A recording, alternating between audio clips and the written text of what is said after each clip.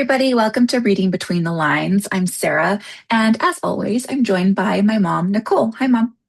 Hello, nice to do this again.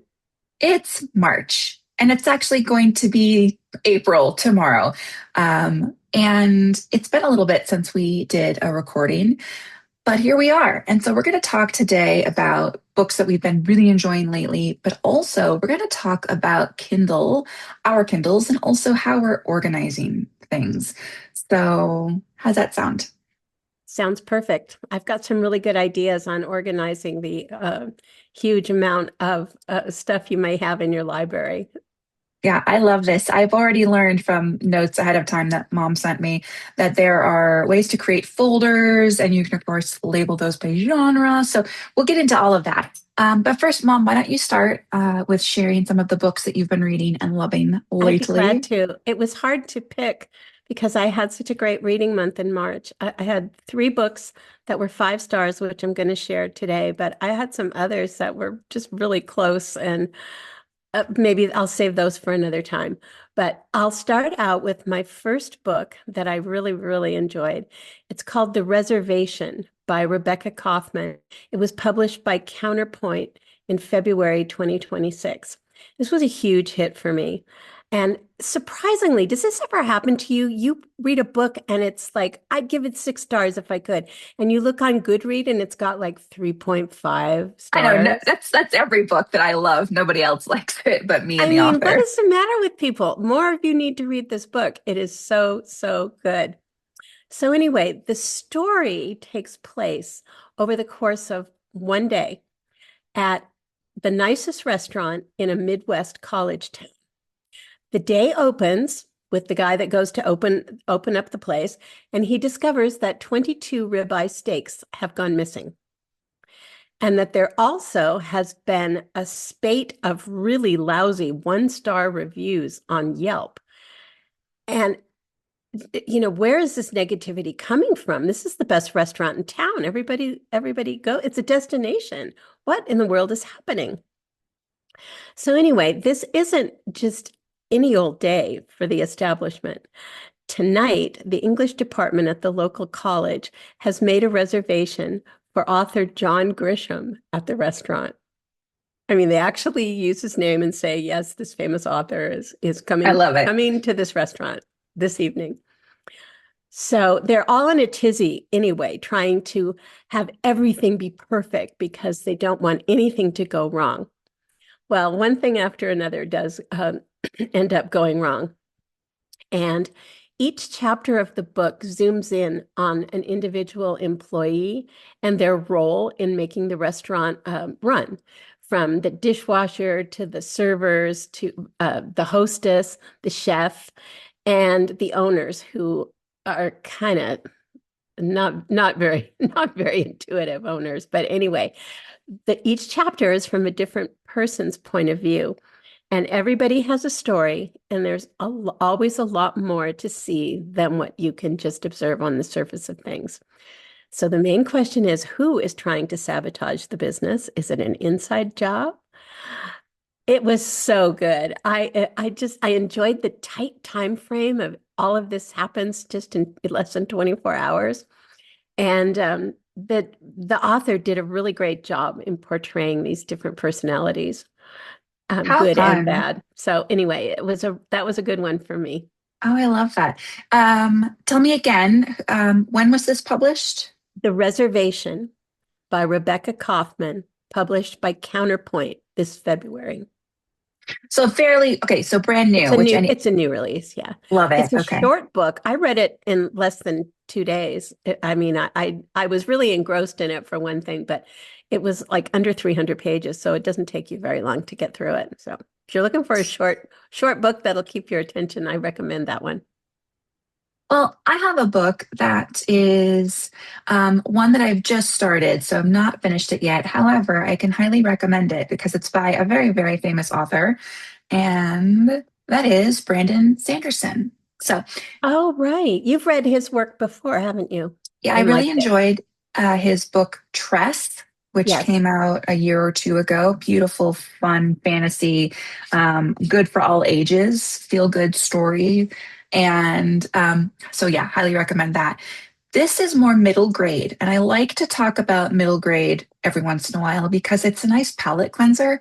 And I also think that there are so many um, underrated authors. I mean, think back to like the craze over Lemony Snicket when a series of unfortunate events came out. Oh, that's a middle grade series, and everybody, grown-ups and kids all love that book. Yeah. So this is a fairly new series. It is called Alcatraz versus the Evil Librarians. It is a series, books, there's books 1 through 6. And this has secret cults, it has strange talents, it's got 13-year-olds, it's got an unusual family at the center of it all. So for me, it does give slightly like Lemony Snicket kind of vibes to it. But this is a middle grade fantasy adventure. And Alcatraz Smedry and his family and friends must battle a cult of evil librarians bent on taking over the world through misinformation and suppressing the truth. That's a bit much, but it gets better. So the first book is Alcatraz versus the Evil Librarians. And so on his 13th birthday, foster child Alcatraz gets a bag of sand in the mail. And that's his only inheritance from his mother and father. And it is quickly stolen by an evil cult a cult of the evil librarians. And so here we have our adventure in our So setup. there was more Alcatraz, to that sand than met the eye. clearly, but what? So Alcatraz must stop them using the only weapon that he has at his disposal, the only power that he has that makes him amazing, and that is his talent for breaking things. So which I, can relate to. So there you go. That's really, really fun. This is published through Tor. You can find it anywhere. It might even be at the local library. This would be fun to listen to. I always am a big fan of like if it's spring break for you and the kiddos and you're driving, this could be fun to listen to together. Great idea. Or just something to, cozy up on the couch during spring if there's rainy days. So, And yeah. if you've got a lot going on in your life, it's always nice to just take a step back and read something that is entertaining, not frivolous, but not too demanding on your I think on your, that's been your good for emotions. me because I have been in a reading slump. But what I appreciate about middle grade is that there's always a little bit of a mystery. It's always funny. There's always great, ridiculous characters. And it does help you kind of rekindle that love of reading again when it's something that's kind of light and fast and fun and easy, right? So So is this just a standalone? Is Sanderson going to continue any books in he this series? Yeah, he has the whole series so far. There's 6 books. And so Oh, this that's is right. You just the said that. first Six one. books. Yeah. And he, of course, he's a foster kid and he does end up finding, having found family and friends. And um, Who will no yeah, doubt feature in the future books in the series. exactly. Yeah. So highly recommend that one, especially if you did read Tress. By Brandon Sanderson and enjoyed that. Now, Brandon Sanderson also not really writes, he writes more adult fantasy novels that are their own worlds and they have similar characters that thread throughout the novels and the different series. And that's like too much for me. But So, he, quick question, is the Alcatraz book in the same world as Tress? I remember that one had oh, different colored seas and lots of adventures for the main character. you know what? I don't know, but here's what I'll say. Brandon Sanderson has said in the past that like all of his books are all within the same universe, and his books there are different dimensions, different worlds. So I'll just say yes. That's complicated.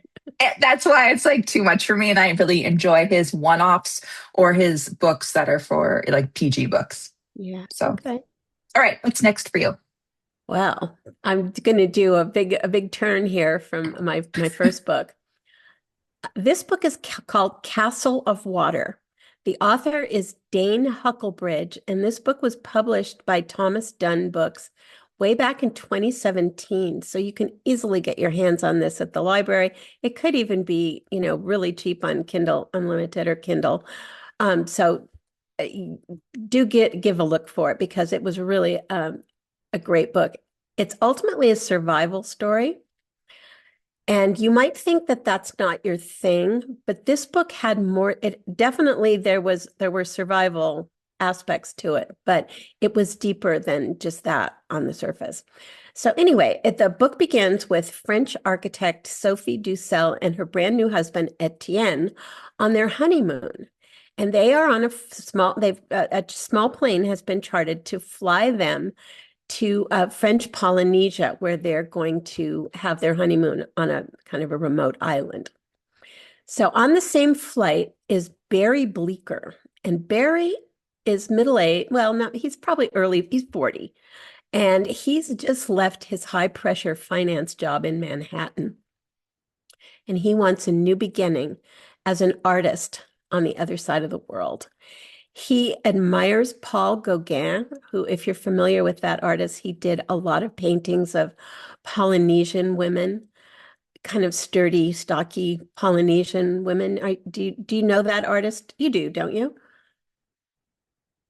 No? Yes? Okay. So he really Sorry, I admires. couldn't get my mute button off. Yes, Oh, I do. okay. And we spent a lot of time like learning about him in art history. So yeah. Okay. So Barry is a huge fan of Paul Gauguin, and he wants to kind of replicate Paul Gauguin's experience in going to a remote Polynesian island and working on his art. Well, all that is well and good, but the small plane that they are on crashes into the South Pacific, and there are two survivors of the crash. Sophie, the young woman on her honeymoon, and Barry. And they end up on a small deserted island that has not had visitors for a couple of centuries. This place is remote. It's not even on the map. And the reason they're so far off the track is because the pilot of the plane had an alcohol problem, and he decided he was going to try to beat a plane. He made some really poor decisions because of the fact that he was drunk and ended up crashing due to the storm in a place where nobody knew they were going to be. So these people are really in dire straits.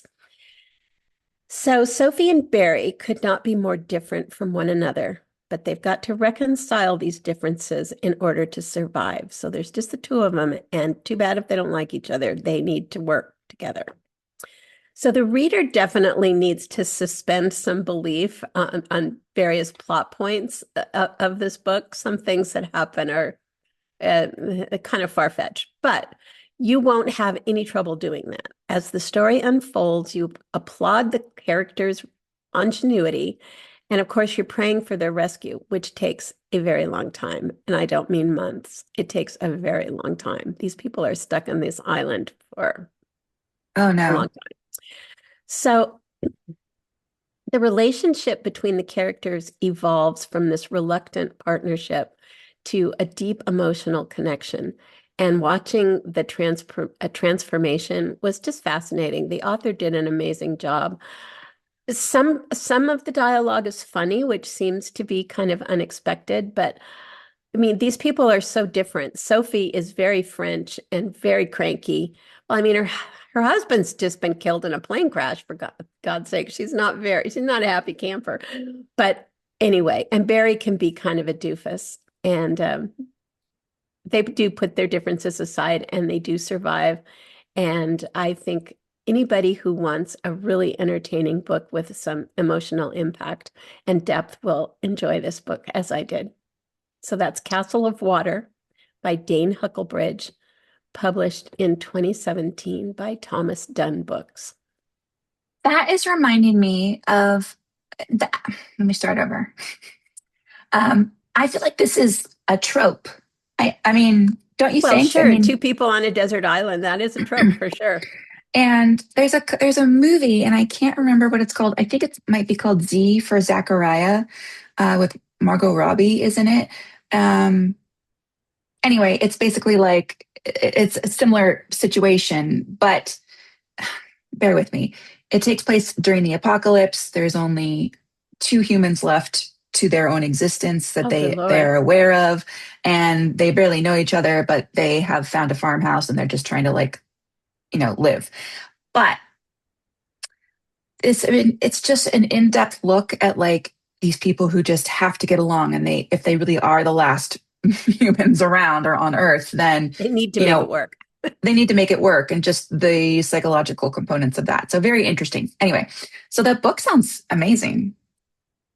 It made me think, of course, of that. I don't remember what the name of that Tom Hank movie is, where he's on the desert island with the FedEx stuff, and he Yeah, makes friends with the what is it, a basketball, volleyball. volleyball? Yeah. Um, wow. Yeah. Okay. So So, it was good. It was really good.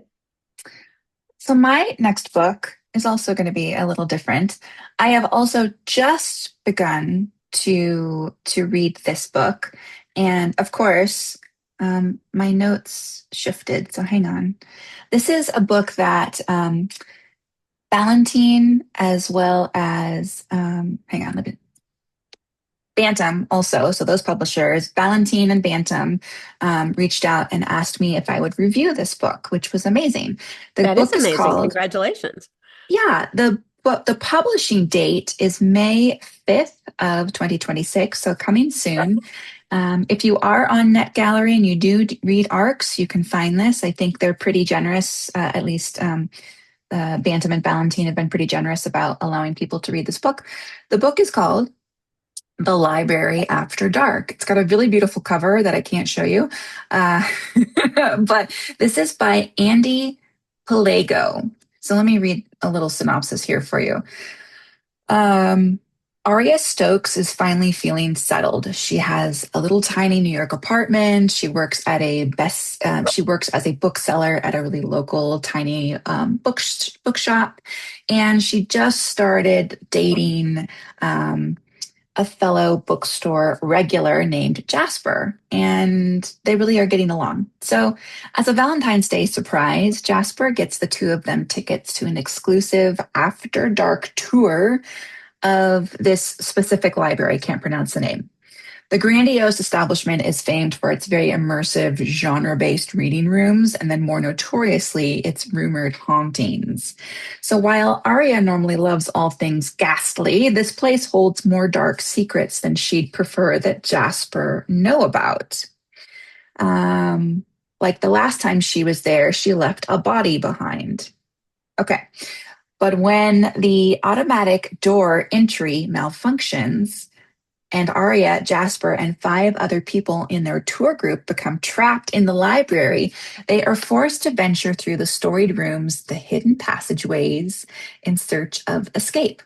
And Arya, quite literally, has nowhere to hide from the shadows of her past. And then the group learns that there is a murderer in the mist. So history is repeating itself a little bit for our main character. Um, as she tries to break out of these intricate reading rooms, she has to decide who she can trust and what secrets are best kept buried. So there we go. Repeat the title. My dog was barking when you were The saying it. Library After Dark by Andy with an E, Andy Pelago. So May 5th, this comes out. I think this sounds really fun. So, it's like, what are those? What's that trope of like locked room Yeah, yeah. situation? I do love that. And then, of course, you've got seven people thrown together, and one of them is a murderer. Maybe it's the main character. We don't know. So Wow. And you've got this arc. How exciting. super fun. So, yeah, I'll let you know how that goes. And I can't actually, wait. AJ Finn, who we know wrote The Woman in the Window long, long time ago, and has since not come out with anything, right? Not that I'm aware of. Controversial dude there. But anyway, he highly recommends this book. So Well, that's an interesting endorsement. it sure is. Okay. Anyway, All right. what's next for you? Well, I'm going to talk about a book that is absolutely everywhere. It has been just so promoted. And sometimes when it's all you hear about, you think, oh, it's going to be commercial, it's not going to be good. Well, I'm going to talk about Lady Tremaine by, by Rachel Hockhauser. published by St. Martin's Press in February 2026. This book is everywhere right now, and it's been promoted as a Cinderella retelling from the point of view of the wicked stepmother. And it is, in a way, but it's so much more than that. And it's far from being a villain. Our main character is a woman fiercely fighting for dignity, stability, and hope in a society that would rather see her fail. Lady Tremaine is flawed and full of pride, and sometimes her words can be sharp, but her every action is a move to provide a good future for her daughters and stepdaughter. They are living. Lady Tremaine has been widowed twice now, and her second husband died very shortly after their marriage. He was on a ladder trying to remove a portrait of his first wife from the foyer. He fell off the ladder and hit his head on a stone, and there now she's a widow for the second time. Was it an accident? I wonder. Well, I mean, the circumstance, I mean, it was her idea that he removed the picture of his first That's wife what because I it was mean. like looming. But I mean, she didn't like knock the ladder or anything. I mean, she's not evil, really. She isn't. But what she's inherited is a boatload of debt, a crumbling mansion. And of course, now she's got a title. Now she's Lady Tremaine because of her marriage. But her deceased husband has left her no means whatsoever to provide for his own daughter, who in the book is called Ellen, and his stepdaughters, who are Lady Tremaine's two daughters from her first marriage. And so Lady Tremaine takes this responsibility very seriously. She is determined to provide a good future for not just her daughters, but Ellen as well. Ellen is kind of an odd little duck. She's not like, Cinderella in the Disney movie where she's, singing and talking to the birds. She doesn't always make good choices, and she's got more depth to her character, certainly than you see in the Disney movie. But the book is not about Cinderella. It is about Lady Tremaine, who and her struggle to try to get advantages for these three girls. Are And are her daughters wretched like in the fairy tale? no, they bicker with each other like sisters do. I mean, Yeah, there's a lot of bickering between them, right. but one of them is quiet, but is just an outstanding seamstress.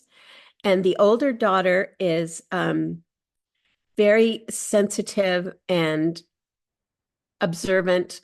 I mean, they have very distinct Hmm. personalities, and they're not caricatures of nasty, mean girls by any means. So their circumstances are fraught with poverty. Lady Tremaine goes out into the woods with she has a falcon that she carries around on her. I guess you don't carry As it on your as shoulder you like a do. parrot, you carry it on your arm. So anyway, she has a falcon and she's very skilled at hunting with the falcon.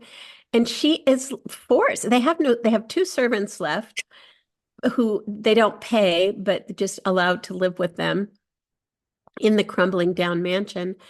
And she goes out and she'll bring in squirrels and rabbit and whatever the falcon can get. And they survive based on her grit and determination to keep everything afloat. And she's trying desperately to maintain appearances that they're not living in such dire straits, that they actually, can wear nice clothing and they can be invited to a Giving ball like should there be Scarlett one. O'Hara a little bit. Like, we're gonna wear And the so curtain.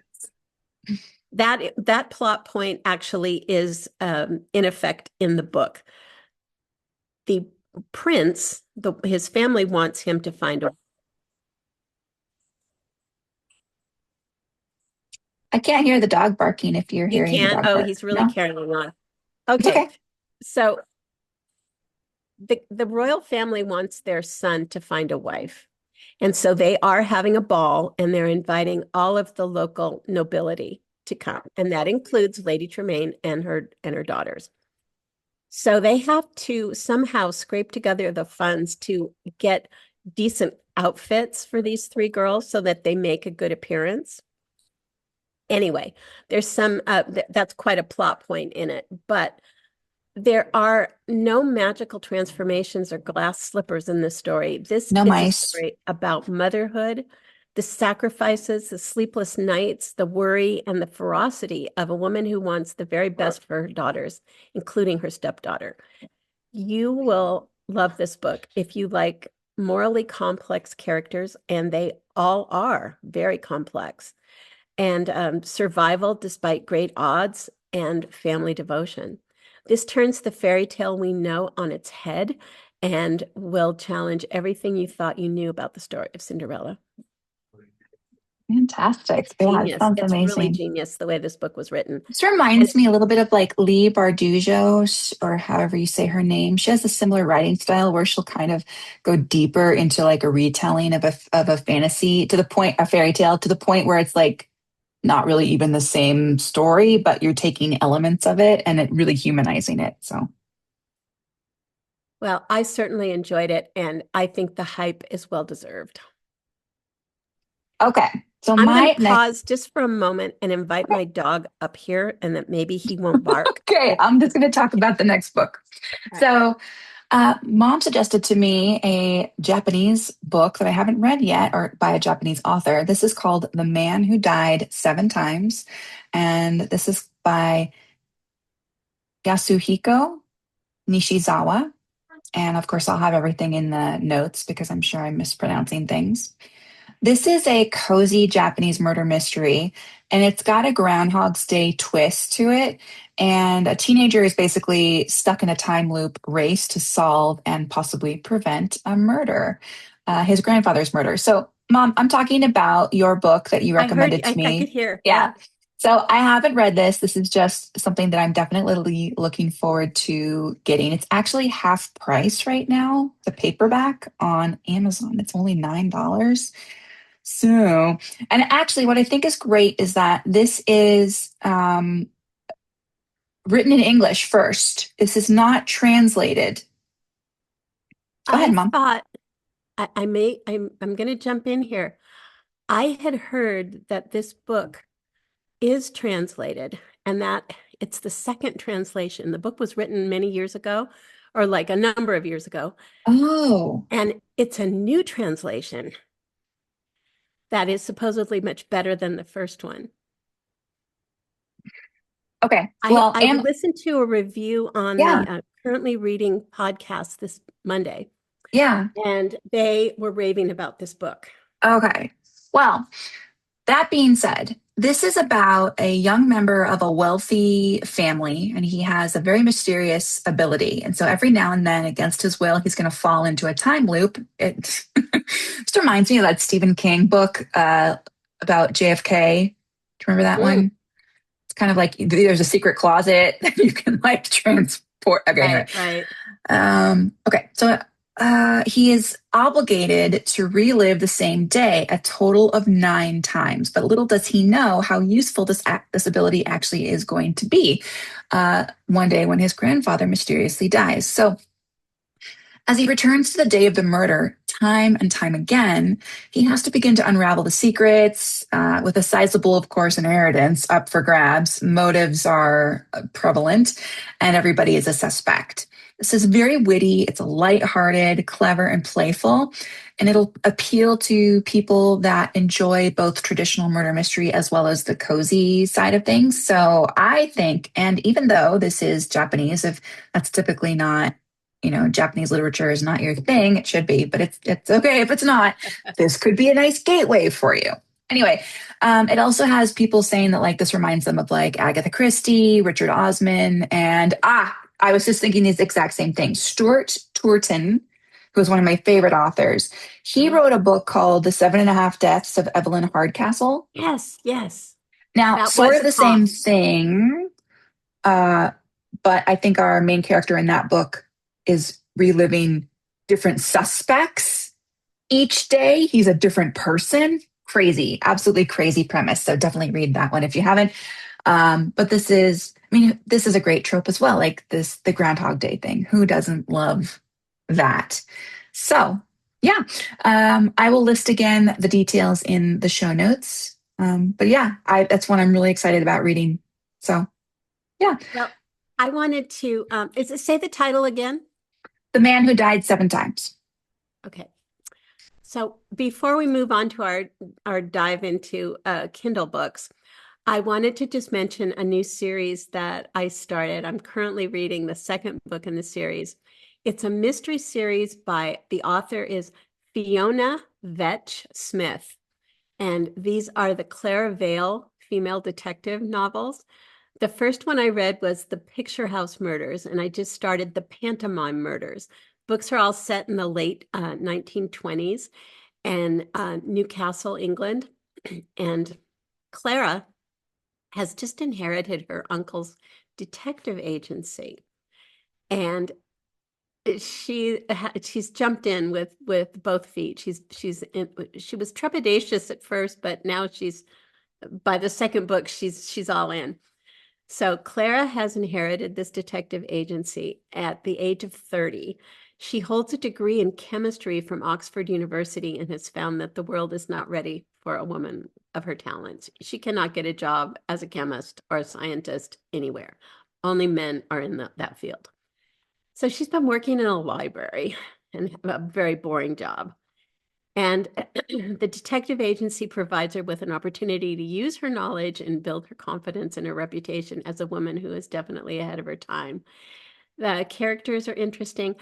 I will say the author, and this in the first book, she kind of belabored all the clues and on several occasions kind of repeated all the clues that, like she was trying to help Hmm. the reader out.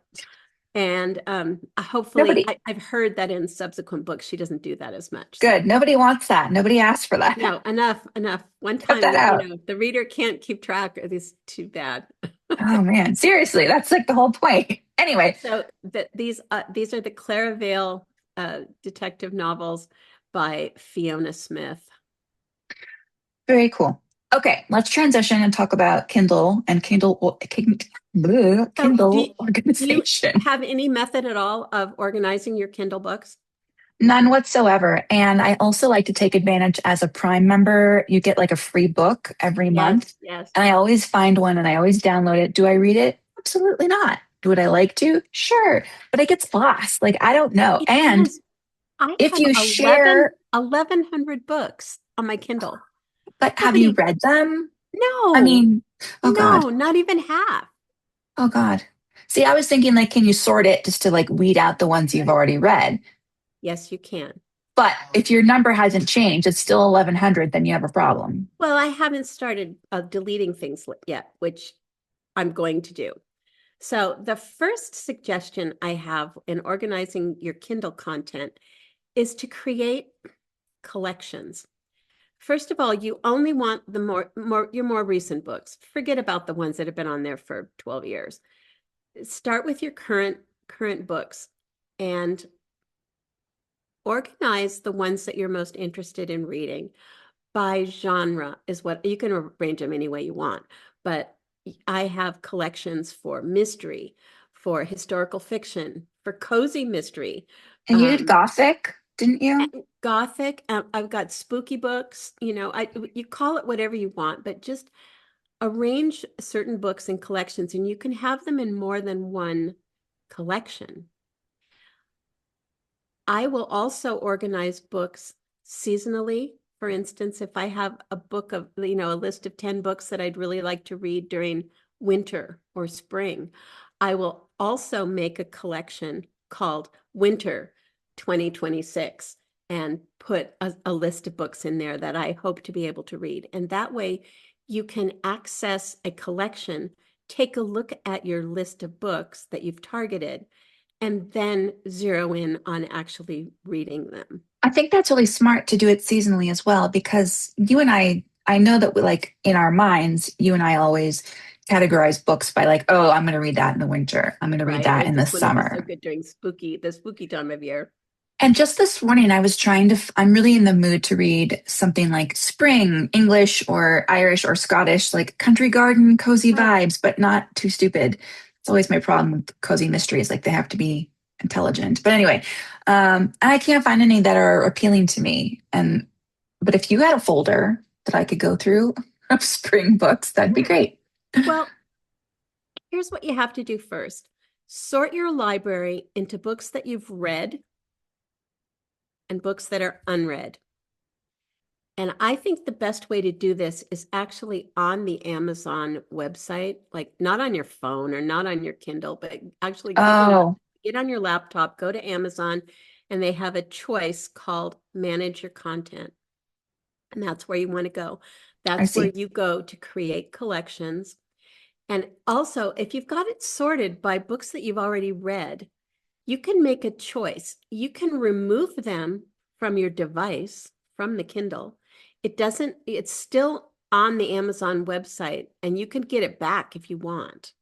So you can just take it off your Kindle so it's not in there Mm. just cluttering up everything. So You you said can that was archiving also it, you can also delete it but you entirely. were saying archive. Well, they don't call it What do they archive. call it? Sorry. You can remove it from you can remove it from your device. Just Okay. take it off the Kindle. But Kindle remembers that you've purchased this and you own Yes. it. You can also delete it entirely. Say you bought you had a Kindle book and it annoyed the heck out of you and you don't ever want that book in your face again. You can just completely delete it. Yeah. So removing it from your device and deleting it entirely are different. They're not the same Okay. thing. So another thing that you can do when you're sorting your books is you can use the download search feature instead of looking at all your books. Because all your books, you get all 1,100 of them. And some of them you might have purchased, but you've never gotten to the point where you've actually downloaded it. It's just Right. floating out there in limbo. And it just clutters things up. So keeping only your current reads downloaded reduces all this clutter and it makes browsing through your books that you really actually recently Yeah. purchased or borrowed, it makes it much easier Also, to have. you and I also share a library. So if you are someone who shares a library with more than two, more than another person, you've got four different humans worth of library, And that's books in where this there. remove from Yeah. device feature comes in. It doesn't take it away from the shared library. It just Yeah. takes it off your Kindle. If it's not, if I'm not going to read that book, about the Japanese Yeah. major who died I 7 times, fine. I I can take it off. literally think about our shared Kindle library as a library. So the books that I want to read, I will then download. And then I have like my little checked out pile of like what I'm trying to get through right now. So that's how I envision it, and that's how I try to manage that and just the data on my Kindle. So, but yeah, I think those are really great I ideas. think you might really enjoy creating collections and Yeah, organizing your books um, that way. And also, I can go back and I can look at books that I really wanted to read, say in fall of yeah. 2024. And maybe there are some that I didn't get to, but oh gosh, darn it, I forgot about that one. And you can just add it to your fall 2026 collection and, start over. I love that. I think that would be really smart. And also for my Japanese authors, if I can't remember any of their names, if I had a folder, I could search by Right, cover, just visually search, because oftentimes that right. happens, or we can't remember to even Yeah. what was that book called? Who wrote it? I don't know, but I know I read it. So if you can have a visual way of searching things quickly by categorizing or making folders, I love that.